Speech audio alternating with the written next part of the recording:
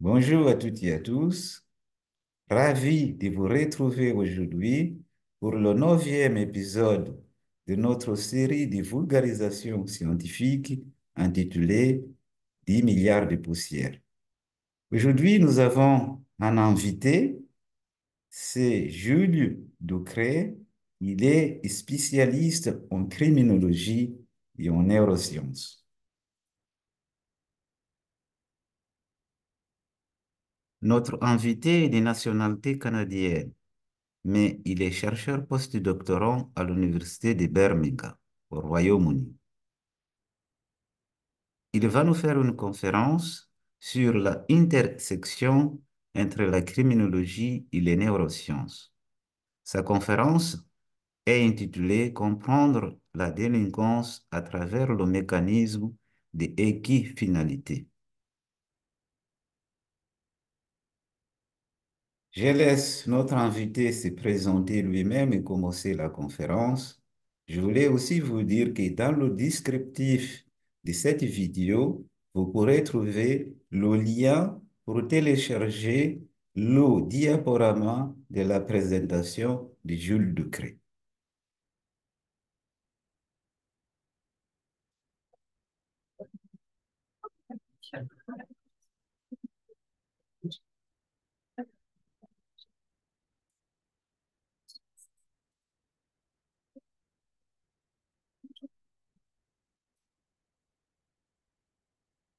Bonjour tout le monde. Vous m'entendez à l'arrière?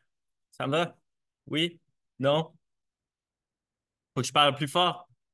OK, parfait. Je vais crier. Merci énormément, Germano. Première fois en France, première présentation en français. Bon, on est tellement habitué de faire des présentations en anglais. Donc, je suis assez nerveux. Soyez indulgents avec moi et aussi avec mon accent québécois. Euh, Donc, s'il y en a ici qui sont venus pour entendre un Québécois chanter du Édith Piaf, ben, malheureusement pour vous, je vais vous parler de criminaux et de neurosciences. Donc, ma présentation s'intitule Comprendre la délinquance à travers le concept d'équifinalité. Donc, pour ma présentation, beaucoup de trucs à discuter. Premièrement, quelques définitions médicales des troubles auxquels je m'intéresse. Ensuite, je vais discuter un peu de comment se développent les comportements antisociaux. Ensuite, on va plonger dans la neurobiologie des comportements antisociaux. Et je vais finir brièvement pour discuter sur un nouveau consortium de neurosciences sur les comportements antisociaux qu'on a mis au point il y a quelques années. Donc, premièrement, le trouble des conduites. C'est un trouble qu'on retrouve chez l'enfant, l'adolescent, qui est caractérisé par un ensemble des conduites répétitives et persistantes dans lesquelles sont bafoués les droits fondamentaux d'autrui ou les normes et règles sociales correspondant à l'âge du sujet. Bon, c'est assez vague, assez large comme définition. Plus concrètement, selon le DSM-5, ça prend 3 comportements sur 15 dans les derniers 12 mois pour avoir le diagnostic de trouble des conduites. Donc, dans les critères, on retrouve l'agression envers autrui, envers les animaux, ce qui inclut intimidation, bataille et cruauté. On retrouve aussi la destruction de biens, bref, des fraudes, des vols, violations graves des règles, notamment des fugues répétitives. Euh, et ensuite, dans le trouble, on retrouve des spécificateurs. Ce que ça veut dire, c'est qu'on retrouve des sous-groupes de population ayant le trouble des conduites. Donc, on retrouve ceux qui débutent précocement, donc avant l'âge de 10 ans, et ceux qui débutent dans les comportements sociaux après l'âge de 10 ans. Et aussi, on retrouve les jeunes qui ont un trouble des conduites avec ou sans émotion prosociale limitée. Donc maintenant, l'extension adulte de ce trouble-là est le trouble de personnalité antisociale. Donc, doit avoir au moins 3 critères sur 7 depuis l'âge de 15 ans. Donc, vous voyez le chevauchement entre le trouble des conduites et le trouble de personnalité antisociale à l'âge adulte. Ça inclut incapacité de se conformer aux normes sociales. Ça inclut aussi tromperie, impulsivité, irritabilité, mépris, irresponsabilité et absence de remords. Euh, donc maintenant, le pôle extrême du trouble de personnalité antisociale, on retrouve la psychopathie. Donc j'ai mis un graphique ici qui représente essentiellement les symptômes de la psychopathie. De manière générale, on retrouve deux facteurs. Donc, le facteur interpersonnel et affectif, qui va inclure manque d'empathie, manque de remords, grandiosité et par exemple un mensonge pathologique. Et le facteur 2 qui inclut le style de vie antisocial. Donc, finalement, les critères de troubles de personnalité antisociale. Donc, juste pour vous donner un exemple du facteur 1 de psychopathie, ben, on retrouve notre célèbre ami américain. Donc, comment se développent ces troubles-là? Donc, Terry Moffitt, en 93, s'est posé la question, elle s'est rendue compte que l'âge du début des crimes aux États-Unis débutait vers l'âge de 15, 16 et 17 ans. Par contre, elle a investigué un peu plus loin en trouvant qu'à peu près 5% des jeunes qui commettent des gestes de délinquants avant l'âge de 10 ans, et eux, persistent à travers le temps dans les comportements antisociaux. Donc, eux, qu'on trouve le trouble des conduites. Donc, encore à ce jour, l'âge du début des comportements antisociaux est le meilleur prédicteur de délinquance à l'âge adulte. Donc, finalement, plus l'enfant débute tôt, plus il est à risque d'en recommettre dans le futur. Mais le problème ici, c'est qu'on ne peut pas comprendre les processus étiologiques si les comportements ont déjà eu lieu. Donc, à travers la littérature, il y a une panoplie d'études qui sont publiées à la recherche d'un facteur explicatif. Donc, ici, je vous ai mis des résultats d'études de méta-analyse. Il y a une liste phénoménale de facteurs qui sont associés aux comportements antisociaux. Donc, on peut penser à un statut socio-économique qui est associé aux comportements antisociaux chez l'enfant, l'adolescent, la maltraitance, la psychopathologie des parents, l'alcoolisme ou l'utilisation de cigarettes pendant la grossesse. Bref, tous ont une faible taille d'effet qui est limitée. Juste pour vous donner une idée du lien, la taille d'effet est similaire à l'exposition au plomb. Donc, si vous avez une théorie sur l'exposition au plomb, s'il vous plaît, me la partagez.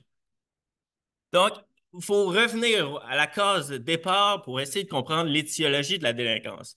Donc, comment on fait? Bon, premièrement, les études de jumeaux sont bien placées pour savoir quel est le rôle des influences génétiques, le rôle de l'environnement dans le développement des comportements antisociaux. Donc, finalement, on va comparer des jumeaux monozygotes ou identiques qui partagent 100% du matériel biologique ou génétique aux jumeaux fraternels ou dizygotes qui partagent seulement 50% du matériel génétique. Donc, à travers les méta-analyses sur la délinquance, on retrouve majoritairement des influences génétiques. On parle d'environ 50 à 58% de la variance des comportements antisociaux, suivi de l'environnement non partagé et des erreurs de mesure qui sont inclus dans ces études-là. Donc, quand on parle de génétique, quel facteur génétique pourrait être responsable finalement de la délinquance? Une des hypothèses, ce serait le tempérament.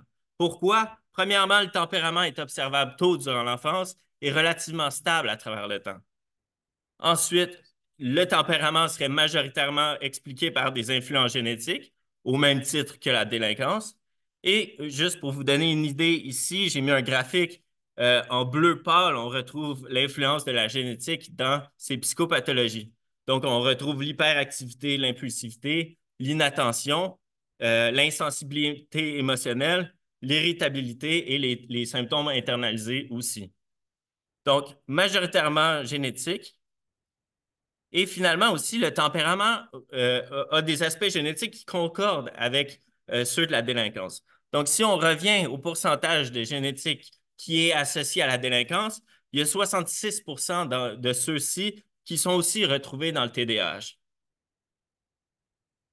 Donc, ensuite, on tourne vers la psychopathologie de la population générale ou l'extension, le pôle des traits de personnalité. Donc, à travers les méta-analyses du lien entre les traits de personnalité et la délinquance, les plus grands facteurs qui sont associés à la délinquance sont faible agréabilité ou altruisme, affect négatif ou névrosisme, impulsivité, manque de préméditation et colère, irritabilité et hostilité.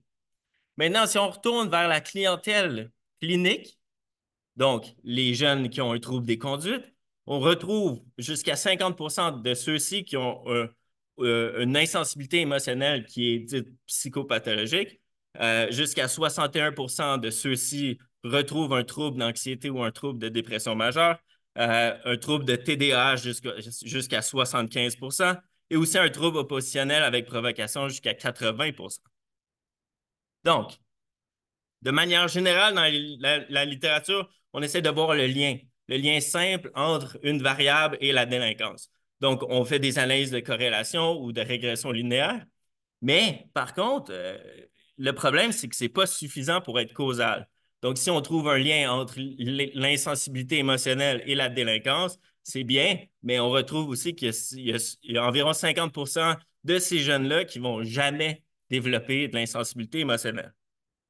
Donc, on se tourne finalement vers l'équifinalité, qui est finalement la délinquance et la finalité de multiples trajectoires étiologiques.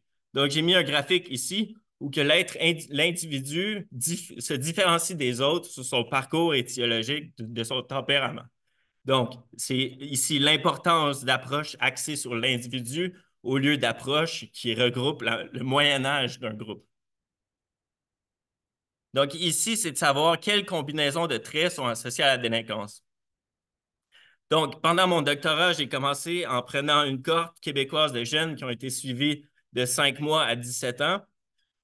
Le but, comme je vous ai dit, c'est d'identifier quelles sont les combinaisons de traits de personnalité ou de tempérament entre 6 et 12 ans qui seraient prospectivement associés aux comportements antisociaux à la fin de l'adolescence.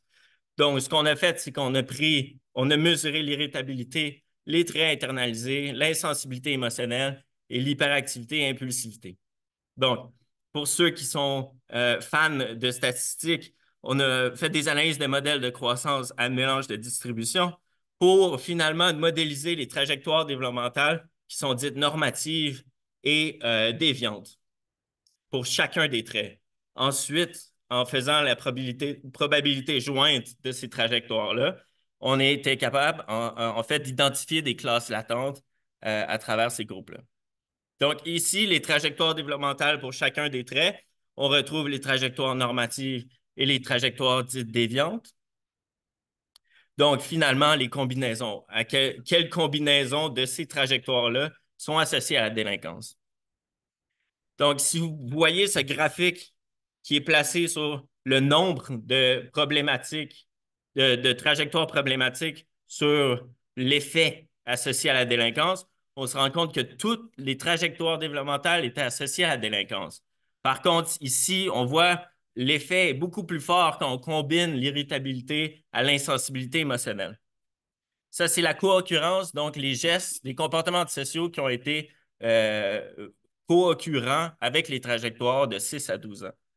Et maintenant, à l'adolescence, il y a 5 profils qui ressortent. Et encore une fois, l'irritabilité et l'insensibilité émotionnelle semblent être le plus liées à la persistance à travers le temps de la délinquance. Donc, ensuite, on s'est posé la question, est-ce qu'on est capable de répliquer ces résultats-là? Donc, on a pris une cohorte américaine de à peu près 12 000 enfants âgés de 9 et 10 ans qui ont été suivis sur une période de 4 ans. Donc, encore une fois, on a mesuré les traits psychologiques, l'irritabilité, l'hyperactivité, les traits internalisés et l'insensibilité émotionnelle. Et si on retrouve nos trajectoires développementales de la première étude, et si on fait le chevauchement avec les nouvelles trajectoires, bien, vous voyez qu'il y a une concordance assez bien entre les trajectoires développementales des deux études. Peut-être un peu moins pour les symptômes internalisés. Peut-être que les Québécois sont un peu plus stressés que les Américains, mais bon. Donc, ici, on a retrouvé encore que tous les sous-groupes étaient associés à la délinquance. Si vous voyez ici la trajectoire de délinquance à travers le temps. Et si on mesure le nombre de problématiques sur l'effet de la délinquance, on retrouve encore une fois l'irritabilité et l'insensibilité émotionnelle comme facteur primordial sur la prédiction de la délinquance. Donc ici, l'équifinalité développementale, on retrouve 3 principaux constats. Premièrement, la délinquance provient d'une multitude de trajectoires développementales. Deuxième point, avoir des traits psychologiques qui dévient de la norme augmente le risque de délinquance. Et finalement, ce même risque est amplifié en fonction du nombre de traits déviants à travers le temps. Donc, finalement, ici, c'est vraiment juste pour vous mentionner que chaque jeune présente une constellation unique de traits de personnalité qui vient moduler sa réponse face à différents environnements. Donc, ça prend en considération que la gestion et les besoins criminogènes de l'enfant est unique à travers les individus. Donc, maintenant que vous êtes expert en développement de la délinquance, passons à la neurobiologie des comportements antisociaux. Donc, pourquoi on s'intéresse au cerveau? Est-ce qu'on a besoin de mesurer le cerveau pour comprendre la délinquance ou les comportements antisociaux? Bref, première chose, c'est que c'est une quelconque mesure objective parce qu'il y a énormément de biais pendant les entrevues et les questionnaires, surtout avec cette clientèle qui a tendance à manipuler et à avoir beaucoup de mensonges. Donc, étudier le cerveau, qui est beaucoup plus objectif, apparaît une bonne solution. Deuxième point, c'est que c'est une potentielle explication des influences génétiques. Bon, 50 à 58 de la variance expliquée de la délinquance est associée aux influences génétiques. Mais ce qu'on sait avec les études sur le cerveau, c'est qu'il y a à peu près 60 à 80 des gènes qui seraient responsables du développement cérébral. Donc, peut-être que ça expliquerait les influences génétiques retrouvées dans la délinquance. Et finalement, le développement de cibles thérapeutiques pour les cas sévères. Donc, ce qu'on sait avec les cas sévères, c'est que absolument rien ne fonctionne. Donc, peut-être que l'implantation de nouveaux traitements pourrait aider ces cas résistants au traitement. Donc, l'imagerie par résonance magnétique arrive au tournant des années 90, qui tente finalement de mesurer la variabilité d'oxygénation du sang.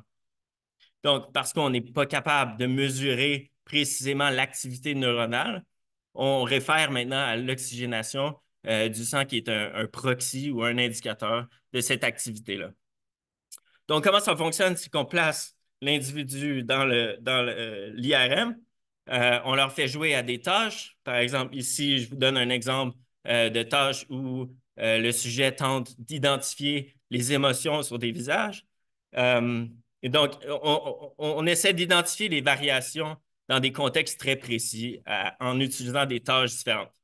Donc, on se retrouve finalement avec un traitement de données qui est excessivement complexe, mais on se retrouve avec une valeur pour chaque cube, chaque cube qui représente 2 millimètres cubes, et ça fait à peu près 220 000 petits cubes à travers le cerveau. Donc, ici, j'ai mis un exemple de la réponse d'oxygénation du sang à travers la tâche de reconnaissance émotionnelle faciale, juste pour vous donner une idée. Donc, la neurocriminologie provient finalement d'une des premières études, le père fondateur de la neurocriminologie, Adrian Raine, qui, en 1994, a comparé 22 meurtriers à 22 sujets sains au niveau de leur cerveau, au niveau du glucose, finalement, lors d'une tâche attentionnelle. Donc, si vous voyez dans le graphique ici, il y a une réduction significative de glucose au niveau du cortex préfrontal. Donc, ce qui mène Adrian à faire énormément de recherches sur ce lobe frontal, ce rôle finalement du lobe frontal dans les fonctions exécutives qui pourrait potentiellement être une explication du manque d'inhibition chez les meurtriers. D'un autre côté, on retrouve James Blair, un autre, pour moi, père fondateur de la neurocriminologie, qui s'intéressait beaucoup plus aux conditions sociales des individus qui commettaient des gestes de délinquance. Donc, de manière générale, James, il dit, de manière générale, l'individu, lorsqu'on présente un stimulus qui signale la détresse chez les personnes, bon, il y a une réponse physiologique qui doit apparaître pour finalement faire attention et porter attention à cette menace-là. Par contre, les jeunes qui présentent des traits d'insensibilité émotionnelle auraient une incapacité de représenter la détresse d'autrui. Pourquoi? Parce que finalement, il y aurait un problème de pairage ou de renforcement positif qui apparaîtrait entre l'acte posé qui cause du tort et les conséquences de ce même geste-là. Donc finalement, lui, ses théories posent beaucoup plus l'emphase sur le rôle de l'amygdale, cette petite région cérébrale-là, en forme d'amande, qui serait responsable finalement de représenter ou de renforcer ou de pairer l'acte avec les conséquences de vos gestes. Donc, depuis les années 90, il y a énormément d'études qui ont été publiées. Nombre grandissant d'études veut dire qu'il faut faire une synthèse de toutes ces informations-là. Donc, comment on synthétise l'information? Premièrement, on se pose la question, est-ce qu'il y a un effet à travers toutes ces études-là? Est-ce qu'il y a une convergence à travers les études? Et aussi, où l'effet se situe-t-il à travers les études? Donc, je vous donne un exemple ici, l'étude 1, l'étude 2, l'étude 3. Quand on les combine, on voit une convergence spatiale au niveau du cortex préfrontal ici. Donc, c'est une des façons de faire pour combiner toutes les études en neuroimagerie.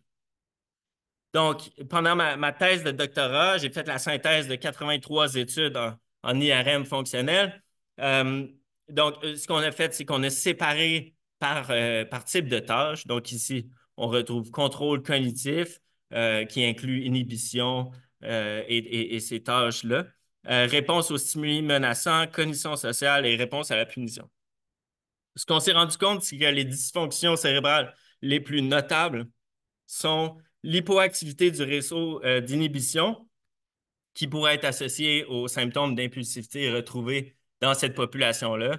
On retrouve aussi l'hypoactivité de la séance émotionnelle lorsque les individus perçoivent des stimuli menaçants, euh, ce qui pourrait être associé finalement, en anglais, on appelle le fearlessness, qui est une perception atténuée de la menace. Et finalement, dans les cognitions sociales, on retrouve des déficits dans l'intégration des informations émotionnelles en contexte social. Donc, encore une fois, on n'est pas en mesure d'avoir un lien direct avec les symptômes, mais on pourrait penser que ces marqueurs neurobiologiques-là seraient associés au manque d'empathie. Cependant, j'ai mis cependant en majuscule, seulement 10 à 20 des études contribuent aux résultats. Donc, c'est très peu. Donc, est-ce que ces résultats-là sont vraiment fiables? Il y a un de mes collègues aux États-Unis qui s'est intéressé à savoir combien de pourcentage d'études trouvent un lien sur le cortex préfrontal, comme Adrian Raine, je vous ai présenté, et sur l'amygdale que James Blair a présenté. Bon, il s'est rendu compte que 85 n'avaient aucune relation. Et au niveau de l'amygdale, 75 n'avaient aucune relation. Donc, comment on explique ce phénomène-là que les résultats d'études, ben, finalement, sont non réplicables ou sont difficiles de répliquer les résultats. Donc, à travers les années, on a conceptualisé le cerveau d'une manière localisationniste. Donc, c'est un concept qu'un phénotype pourrait être situé dans une région spécifique. Donc, ici, dans l'image, la première image en haut, je vous parle de la phrénologie. Bon, une protubérance à une certaine partie du cerveau pourrait augmenter ou prédisposer au meurtre, qui est finalement ce localisationnisme-là qu'on situe dans une région spécifique. Aussi, on retrouve d'autres exemples comme les lésions cérébrales ou les résections, comme par exemple la lobotomie. Si ça a un effet sur les comportements antisociaux, on pourrait dire, bon, le cortex préfrontal est nécessaire et important au comportement délinquant. Finalement, d'autres exemples, la tumeur hypothalamique qui a été associée au meurtre à la chaîne et la stimulation cérébrale de l'hypothalamus chez les chats augmente la violence ou l'agression réactive. Donc ici, je vous montre une des limites de ce localisationnisme biologique. Donc, je vous présente deux cas. Le cas numéro un jeune de 13 ans qui avait une tumeur au cerveau. Donc, à travers la littérature, c'est rapporté comme si il était si agressif et antisocial qu'il était placé sous isolement plus de 6 heures par jour. Ses actes de violence allaient d'abus physiques envers les autres enfants à la tentative de jeter une brique sur la tête d'un adulte. Donc, si on compare après avec le cas numéro 2 d'un jeune de 14 ans qui a subi un traumatisme crânien, il mentionne les dommages ont entraîné un changement de personnalité sévère. Son premier contact avec la loi a eu lieu à l'âge de 18 ans. Lorsqu'il a tué, agressé sexuellement une femme, après sa libération, il a été en conflit constant avec la loi, jusqu'à ce qu'une infraction sexuelle ultérieure entraîne une incarcération. Donc, on pourrait penser au niveau phénotypique qu'on retrouve ce localisationnisme dans la même région? Ben, finalement, on se retrouve avec des régions complètement différentes. Donc, comment on explique tout ça? Finalement, l'hypothèse que je me pose, ce serait plutôt une défaillance d'un réseau et non l'activité cérébrale d'une seule région qui expliquerait l'émergence de comportements délinquants. Pourquoi? Parce que le cerveau est défini par des centaines de régions cérébrales interconnectées qui forment un ensemble de réseaux. Donc, il ne faut pas oublier qu'à travers le cerveau, on retrouve à peu près 85 milliards de neurones qui sont interdépendants. Donc, ici, à travers mes plus récents travaux, je me suis posé la question, malgré une faible réplicabilité à travers les études, est-ce que les régions cérébrales rapportées seraient fortement interconnectées et formeraient un réseau commun? Donc, finalement, c'est plus de regarder au niveau local l'effet à travers les études, mais plus de se poser la question, quelles régions sont communicantes avec les régions rapportées aux études? Donc, ici, par exemple, je vous ai mis à travers les études les effets locaux que les études rapportent et ensuite les maps de connectivité ou de communication entre ces régions-là et le reste du cerveau pour avoir un réseau complet et global à travers le cerveau. Donc, on s'est rendu compte qu'il y avait une réplicabilité très élevée à travers les études. Donc, ici, dans l'image que je vous présente, c'est le réseau commun à travers les études qui est fortement corrélé à travers les études. Donc, ce réseau-là combinait les régions sous-corticales, les régions du système visuel et aussi des régions du mode par défaut, donc finalement des régions qui sont importantes dans la mentalisation et dans la prédiction dans les cognitions sociales. Donc, ça, c'est bien. Ensuite, on a testé la même chose au niveau de la psychopathie. Est-ce qu'on est capable de retrouver un réseau commun à travers les études de la psychopathie, malgré que mon collègue mentionne que la réplicabilité est très mauvaise à travers les études? Donc, on a le même principe. On part des effets locaux à travers des études. On essaie de calculer à quel point le reste du cerveau est connecté avec ces régions-là pour finalement arriver avec un réseau de connectivité cérébrale qui est jusqu'à 85 réplicable à travers les études. Donc ça, c'est tout bien, mais finalement, on s'est rendu compte qu'il y avait une concordance majeure entre le trouble des conduites, le réseau de troubles des conduites et le réseau de la psychopathie. Bon, c'est probablement pas dû au hasard qu'il y a cette association-là. Donc, cet important chevauchement-là pourrait être indicatif d'un réseau étiologique de la délinquance. Bref, ça prend énormément d'études de validation aussi. C'est mes plus récents travaux, donc à voir à travers le futur. Donc, finalement, ici, je résume ma présentation sur le point de l'équifinalité. Au point qu'il faut partir de l'effet local pour étudier le réseau. Donc, sur le plan psychologique, c'est impossible que la délinquance soit représentée par un seul tempérament, mais plutôt par un ensemble de traits interconnectés. Et sur le plan neurobiologique, la délinquance ne peut être expliquée par une seule région cérébrale, mais bien par un ensemble de régions interconnectées. Donc, la découverte de ce réseau-là nous permet ensuite d'identifier la variabilité interindividuelle à l'intérieur même de ce réseau-là, qui pourrait potentiellement individualiser le traitement et la gestion du risque de délinquance. Et finalement, j'aimerais juste prendre 2 minutes juste pour parler du consortium Enigma, qui est un consortium qu'on a mis au point il y a quelques années. En neuroimagerie, ça prend énormément de données. Donc, euh, on s'est mis avec plusieurs chercheurs à travers le monde pour essayer d'être un centre qui collecte le plus d'informations, le plus de données sur des données neurobiologiques à travers le trouble des conduites et la psychopathie. Donc, en ce moment, on a jusqu'à 15 cohortes qui représentent 1185 jeunes ayant un trouble des conduites avec, bon, on a toutes les données neurobiologiques. Et en ce moment, on est en train de collecter des données sur la psychopathie. On a à peu près 12 cohortes internationales sur la psychopathie. Donc, je vous parle brièvement des résultats qu'on a. Donc, je vous ai parlé de la fonction du cerveau. Maintenant, c'est un peu plus la structure du cerveau.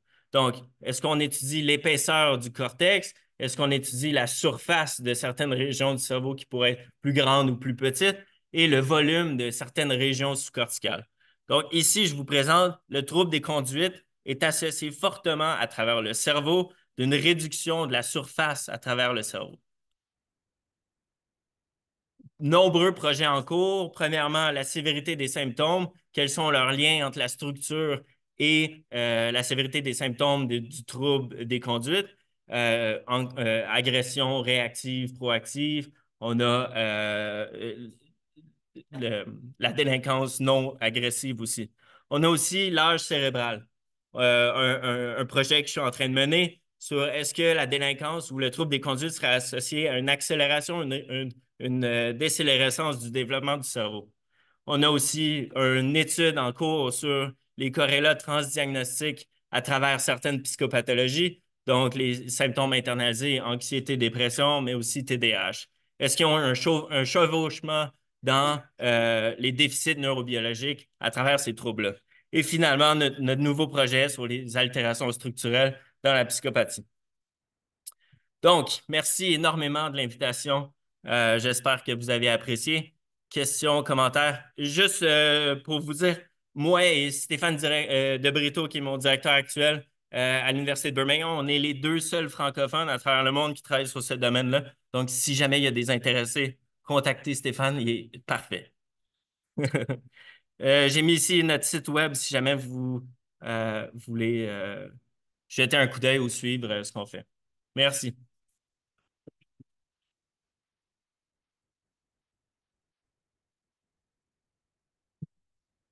Bon, avant de commencer les questions, je voulais vous dire que la diapo, je vous envoyerai un lien par les mêmes canaux que je utilisais pour communiquer la conférence où vous pourrez télécharger la diapo.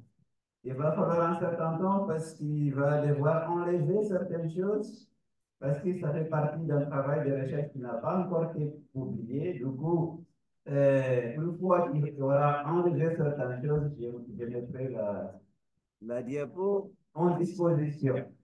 Alors, si vous avez des questions, vous pouvez lever la main, vous pouvez venir poser la question ici, vous pouvez poser la question où vous êtes. La séance des questions est ouverte. Plus tard, je demanderai à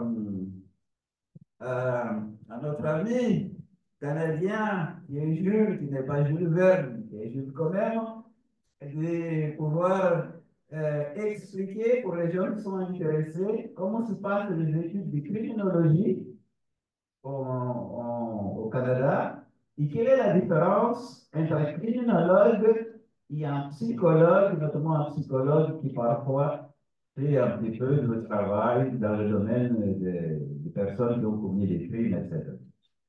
Des questions, s'il vous plaît?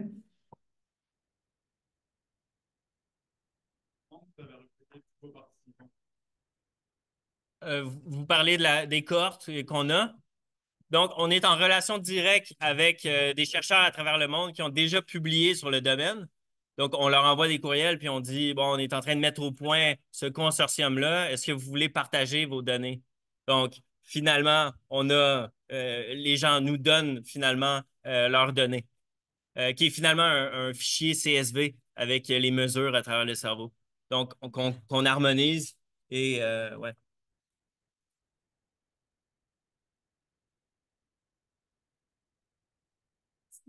Un lien entre l'insensibilité émotionnelle et l'alexithymie. Il y a effectivement un lien. Par contre, je ne suis pas expert dans la lexithymie. Il y a beaucoup d'études qui ont été publiées sur la psychopathie et la lexithymie. Par contre, est-ce que c'est une vulnérabilité qui est partagée à travers les deux troubles, les deux problématiques? Qu'est-ce qui vient avant l'autre ou est-ce que c'est simplement un artefact méthodologique aussi?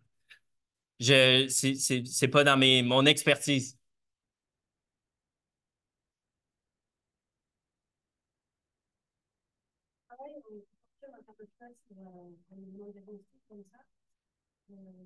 Est-ce que vous avez des scènes comme référence ou est-ce que vous avez d'autres critères? Parce que j'imagine que des décisions en fait, des décisions. Non, effectivement, pour la psychopathie, on utilise le psychopathie checklist. donc qui est assez commun, qui est finalement le gold standard à travers le monde. Par contre, les critères établis, bon, on parle qu'en Europe, c'est à peu près 25 sur 40 et en Amérique du Nord, c'est 30, le seuil pour être catégorisé comme psychopathe. Bon, à travers les études, ce qu'on fait, c'est qu'on essaie de savoir est-ce qu'il y a une différence dans ce cut-off-là à travers les pays. Donc, on essaie de contrôler pour ça, effectivement. Pour les jeunes, par contre, on se fie sur le KSAD, qui est le Schedule of Affective Diagnosis Tool. Donc, finalement, c'est des instruments qui sont assez standards à travers les pays que les gens utilisent pour essayer de contrebalancer la différence entre les mesures et ouais. Vous pouvez revenir sur votre objet de thèse. Ouais. Ah, ouais, ça marche.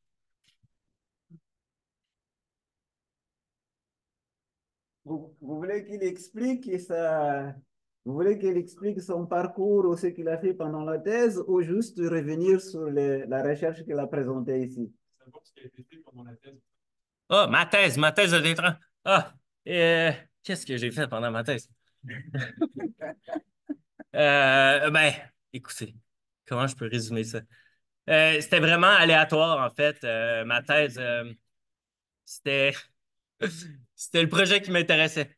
Donc, finalement, je suis arrivé avec plusieurs articles scientifiques, plusieurs questions, et mon directeur, assez gentil pour me laisser la voie libre et que je me perde là-dedans, finalement.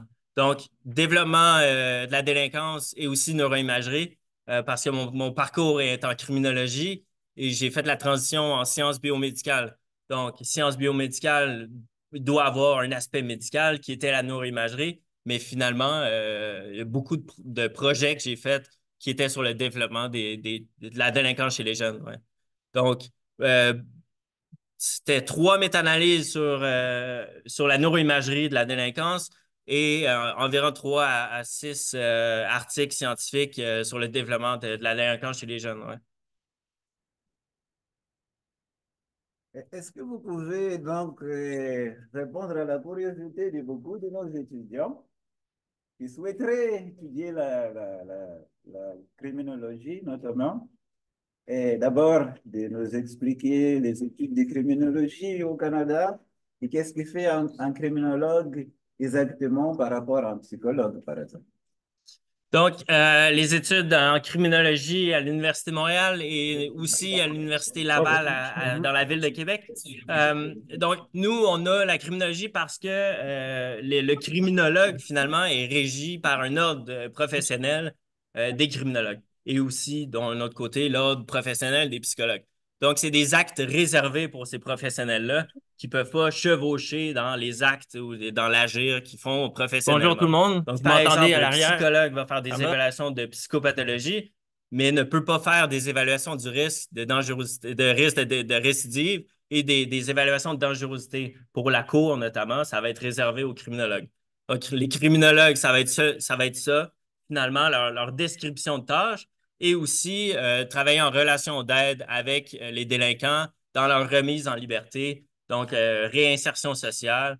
Donc, c'est à peu près 3 ans de baccalauréat qu'on a, nous. Et ensuite, on applique pour l'ordre criminologue ou sinon, on peut notamment faire des études graduées à la maîtrise et au doctorat en criminologie. Le baccalauréat, c'est la licence. Et donc, la maîtrise, c'est notre master ici. Et ensuite, il y a le doctorat. Alors, mais il faut aussi comprendre qu'au Canada, comme aux États-Unis aussi, c'est pareil. Pour la psychologie, généralement, on fait la licence et on passe directement au doctorat. Donc, on n'a pas l'étape intermédiaire qui est le master. Il y en a, mais c'est très rare. Généralement, on fait 3 années de licence et puis on passe directement au doctorat où on peut faire 5, 4 ans, 6 ans, etc., etc. Voilà. Est-ce qu'il y a des questions particulièrement là-dessus pour ceux qui s'intéresseraient à la criminologie, éventuellement, qui souhaiteraient aller faire des études de criminologie au Canada? Il y a des À questions gauche. là-dessus? À gauche, Germain. À vous, ça? À gauche. Ah oui? Oui. Oui. On vous écoute? Oui. On vous écoute, on vous écoute? facile au Canada pour faire Très bonne question. La reconnaissance des diplômes est difficile de France au Canada. Donc, c'est avoir probablement écrire aux personnes de l'Université canadienne ou québécoise qui vont vous informer par rapport à ça. Je travaille pas pour une université, donc je sais pas à quel point ils reconnaissent les diplômes. Mais bon, j'avais énormément de collègues pendant mon doctorat et ma maîtrise qui étaient français, donc c'est très faisable. Ensuite, ce sera vous. Pour inventer les éléments de réponse, je m'étais renseigné et le diplôme français n'est pas reconnu au Canada. Donc, si on veut aller au Canada, il faut passer l'équivalent. En fait. Pas besoin de refaire les années d'études, il faut passer l'équivalent. Il va valider les compétences et puis il aura la possibilité d'exercer en tant que psychologue et donc du coup aussi On veut écouter. Je voulais savoir si c'est la problématique dans la licence et le master au Canada. Vous voulez passer un peu plus Je voulais savoir si c'est la même problématique pour ceux qui ont fait la licence en France et qui veulent faire le master au Canada. Ça va être la même réponse. Ça va être malheureusement, j'ai aucune idée. À ma connaissance, si vous avez fait une licence ici et que vous voulez aller faire un master au Canada, ça aussi c'est possible. Il faut que vous contactiez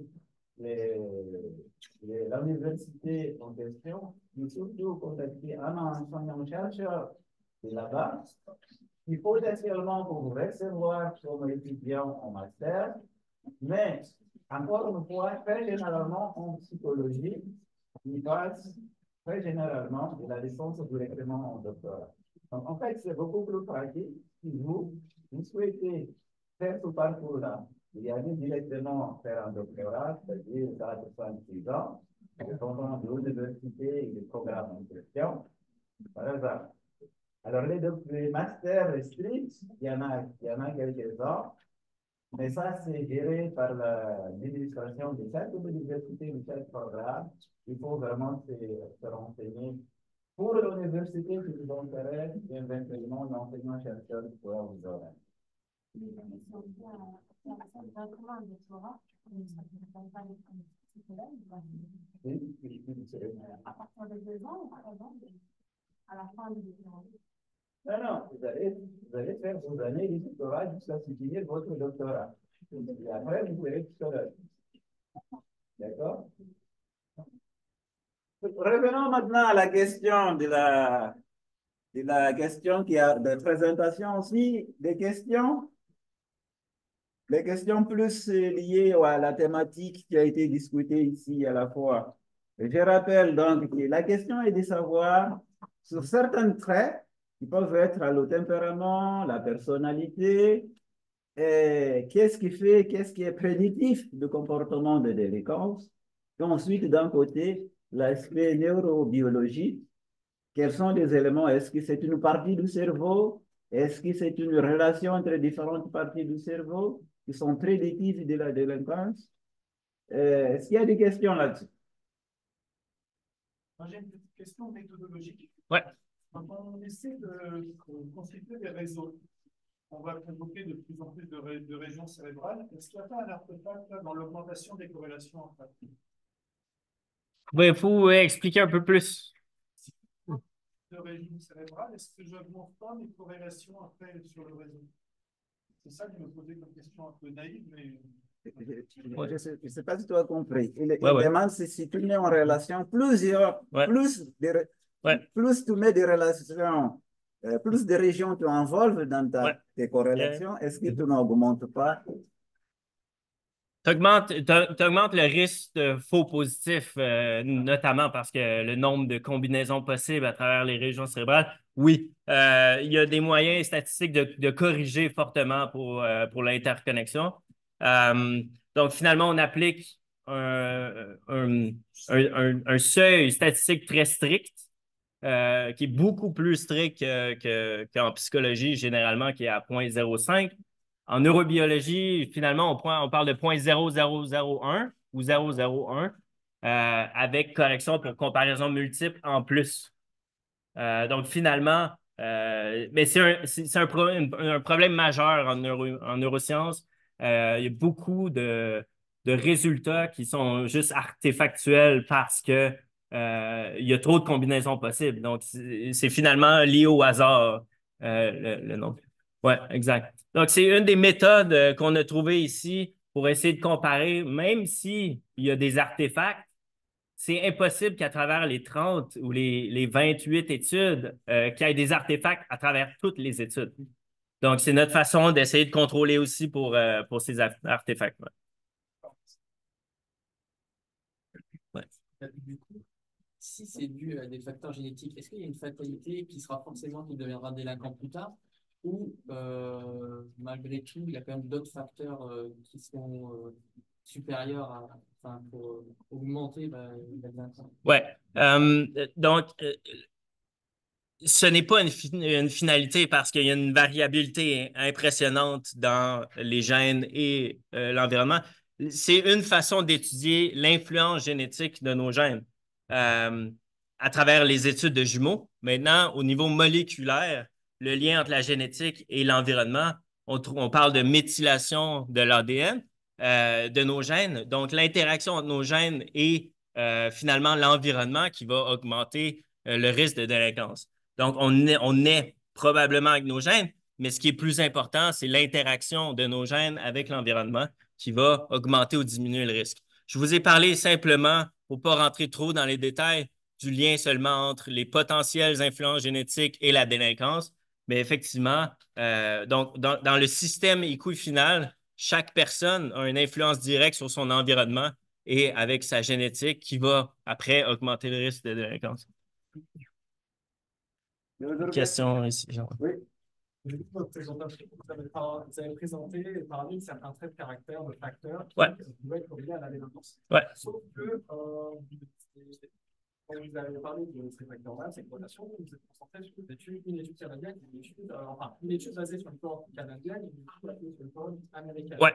La question que je pose, c'est est-ce qu'on remarque des différences culturelles? Est-ce que si on change de culture, ces mêmes traits de caractère où il y avait une corrélation avec la délinquance, est-ce qu'on peut les retrouver dans d'autres cultures? Donc, l'approche qu'on fait centrée sur l'individu, c'est essayer de capturer des classes, des combinaisons possibles de tempéraments avec son influence sur la délinquance.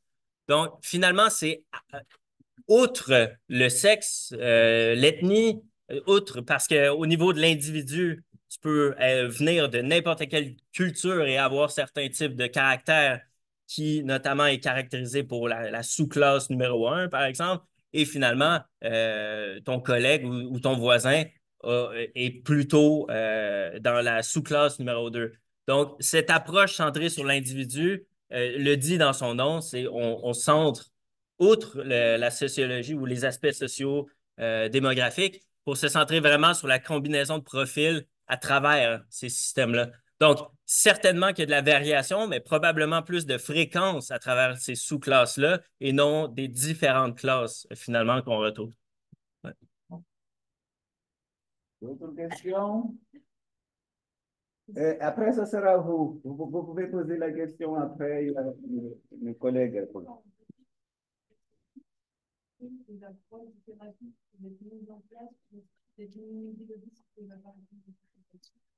Oui, ben, en fait, il y a plusieurs approches. Bon, c'est clairement pas mon expertise, mais aux États-Unis, ils ont un accent et en Australie aussi beaucoup sur la thérapie avec les parents.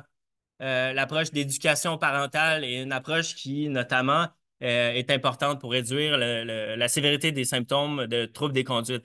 Par contre, si l'insensibilité arrive, c'est plus difficile de voir un changement dans les comportements, donc reflété par les études que j'ai présentées, où que la persistance des comportements est directement en lien avec l'insensibilité émotionnelle, qui finalement va prédire la psychopathie plus tard. Donc, l'insensibilité émotionnelle, c'est encore difficile de traiter, mais les comportements antisociaux, à travers les approches des parents ou des approches multisystémiques, finalement, apparaît comme une bonne chose.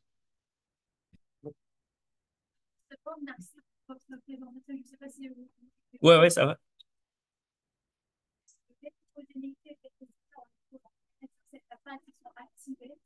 Du coup, est-ce que dans notre thèse ou dans nos travaux en général, est-ce que vous avez déjà déterminé quelques méthodes de standardisation par rapport à la comparaison des études différentes? Parce qu'en fait, il peut y avoir des comorbidités, comme les maladies psychiatriques ou encore les maladies neurodégénératives qui peuvent donner lieu à ce genre d'activation cérébrale. Est-ce que vous avez déjà trouvé des méthodes pour standardiser un petit peu les recherches? Merci. Très bonne question. En fait, les études que je présente ne sont pas encore publiées. C'est des études que j'ai menées dans la dernière année. Donc, juste pour savoir et tester, à savoir si on était capable d'augmenter la réplicabilité à travers les études. Finalement, c'est des méta-analyses.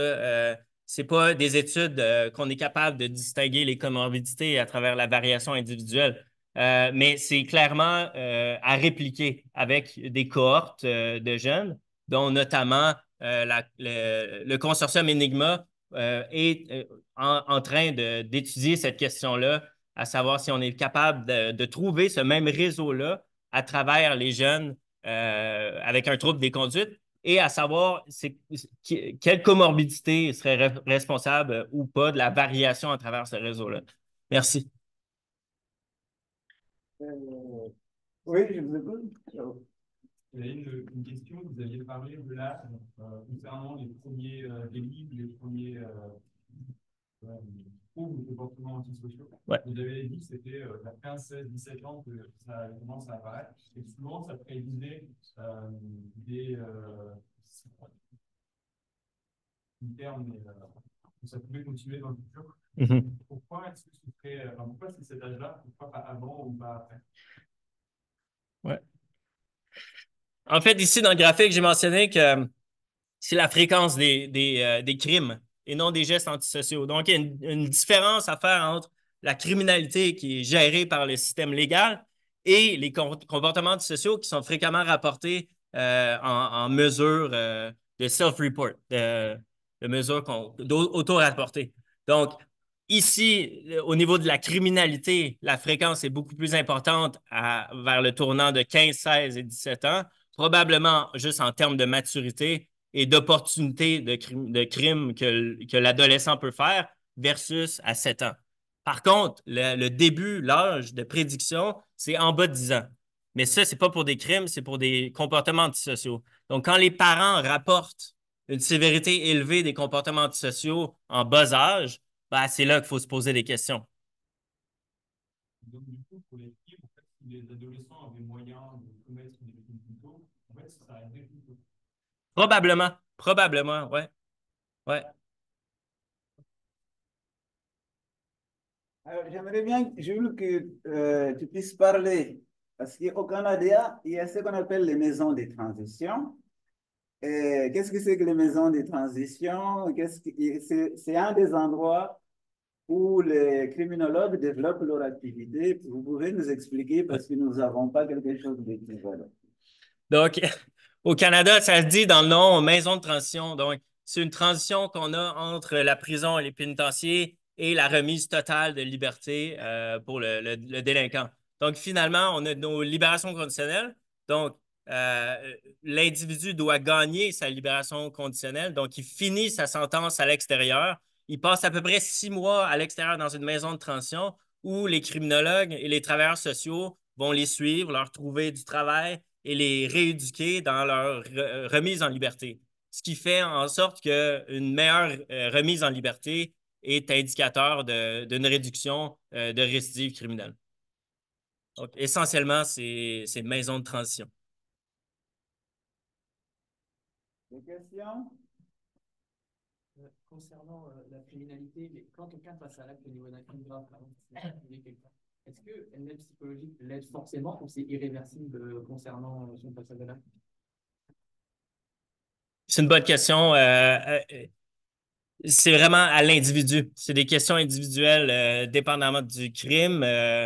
Parce que, par exemple, la majorité des crimes, des meurtres sont intrafamiliales. Donc, le conjoint qui tue sa femme, mais finalement, un crime, il faut tous les ingrédients qui soient présents pour que le crime réarrive. Donc, la récidive, c'est un peu ça.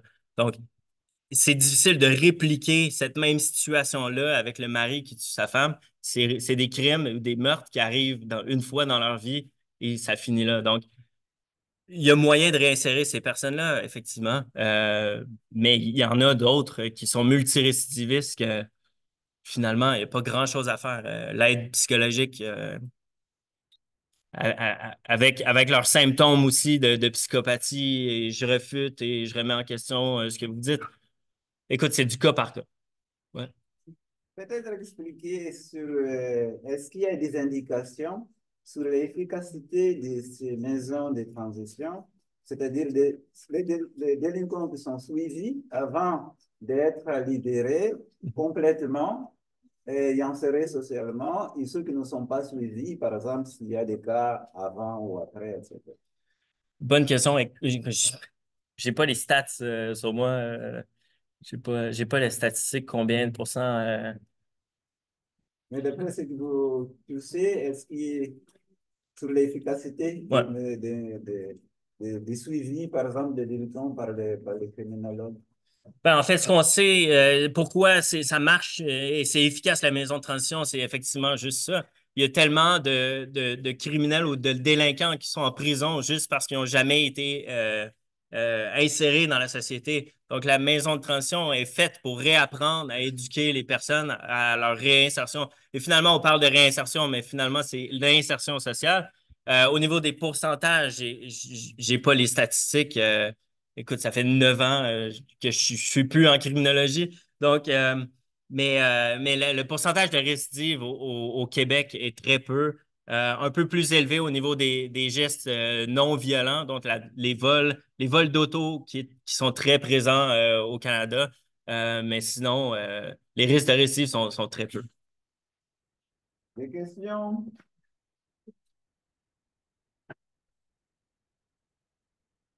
Dernière question, peut-être, quand nous sommes connus à Birmingham, on a beaucoup parlé de Montréal notamment, et j'ai compris à travers de notre discussion que vous aimez beaucoup votre ville de Montréal et que vous êtes attaché à la langue française beaucoup et à vos racines françaises aussi. Vous pouvez nous parler de votre histoire, de vos ancêtres qui sont partis de France pour aller au Canada.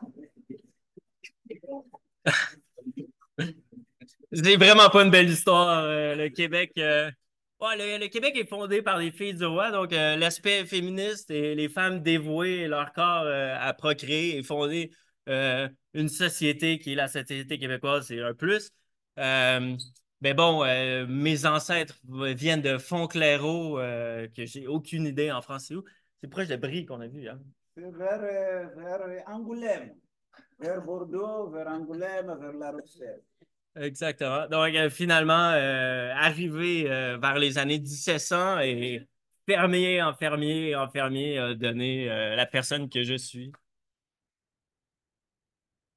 Est-ce qu'il y a d'autres questions? Oui. Comment?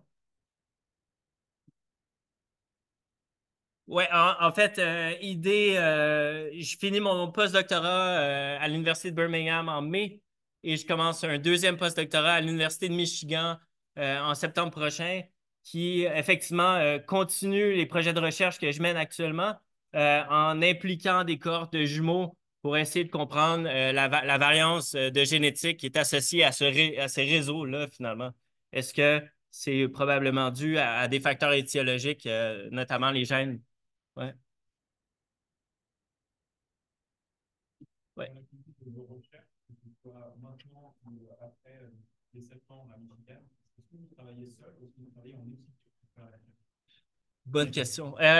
Majoritairement, je travaille seul parce que, comme on dit, je suis un enfant de la COVID. J'ai fait mon doctorat pendant la COVID, enfermé dans mon sous-sol chez mes parents. Donc, j'ai eu de la difficulté à travailler en équipe. Euh, Mais bon, présentement, en postdoctorat, j'aide les étudiants au doctorat avec leurs projets de recherche. Donc, c'est beaucoup de collaboration qui est nécessairement importante dans le domaine de la science parce que finalement, on ne peut pas tout faire tout seul. Et avoir les idées des autres façonne un peu notre perspective.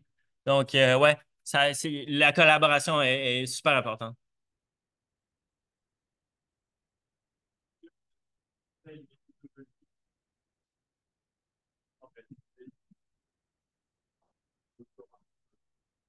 Ouf.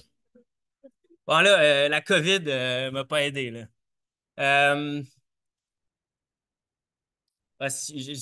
c'est difficile de répondre à cette question-là parce que j'ose croire que c'est vraiment différent pour chacun. Mais savoir mettre ses limites, puis avoir une relation qui n'est pas trop autoritaire envers son directeur de recherche, je pense que c'est une des meilleures choses. Collaborer avec son directeur au lieu de travailler pour lui, je pense que cette relation-là vient briser le cadre et la pression que l'étudiant se met à travers son doctorat. Je pense que, écoutez, avoir du plaisir, c'est tellement con, mais c'est tellement important pour réaliser un doctorat qui est effectivement très difficile sur le point de vue psychologique. C'est un des facteurs de risque pour l'anxiété et la dépression, la pression que les étudiants se mettent. Donc, ouais. Comment? Non, j'ai fait certificat en criminologie, baccalauréat ou licence en criminologie, master en criminologie et doctorat en sciences biomédicales.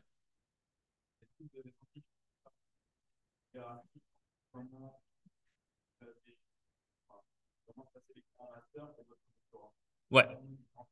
Oui, effectivement, chaque département a cette façon de voir les choses. La criminologie, c'est beaucoup plus familial, convivial. Tout le monde collabore ensemble, tout le monde est un ami des autres. Puis la faculté de médecine, bon, tout le monde le sait qu'il y a énormément de compétition et beaucoup plus un respect de cette hiérarchie, de cette autorité-là. Donc, effectivement, il y a des différences. Mais je pense qu'après, ça reste à la personne de s'adapter dans différentes situations aussi. Ouais.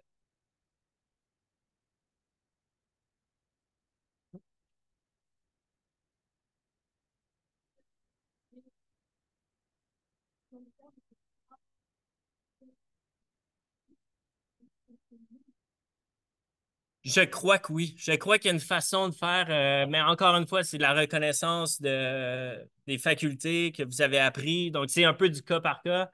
Je ne suis pas tout à fait. Je- Mais oui, effectivement, il y a façon de passer. Ouais. On a un peu de psychologie. En fait, on n'a pas des cours directement de psychologie. On a notamment en criminologie à l'intérieur des cours de personnalité criminelle, par exemple, qui sont un peu plus psychologiques, mais c'est pas des cours de psycho en soi, parce que, encore une fois, des criminologues vient dissocier entre la crimino et la psycho, mais tout se chevauche au final. Mais tu vois, à l'intérieur des cours de psychologie, vous n'allez jamais retrouver des aspects criminologiques.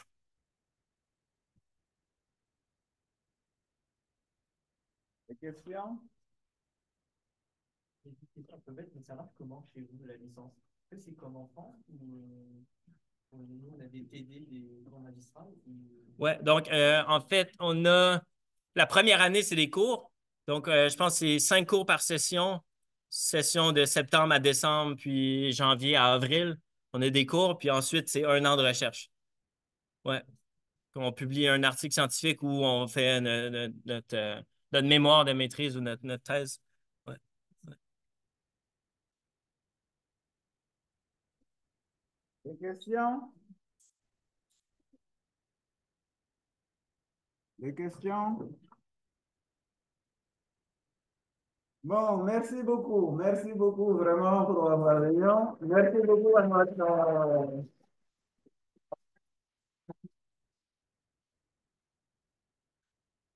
J'espère qu'il va pouvoir, quand il va aller à Michigan, aux États-Unis, faire des recherches, qu'il va venir ici dans les années à venir pour faire d'autres présentations. Pour les personnes qui ont besoin d'attestation, je vous prie d'aller sur l'ordinateur là-bas pour saisir votre nom et adresse email s'il vous plaît. Merci, à bientôt.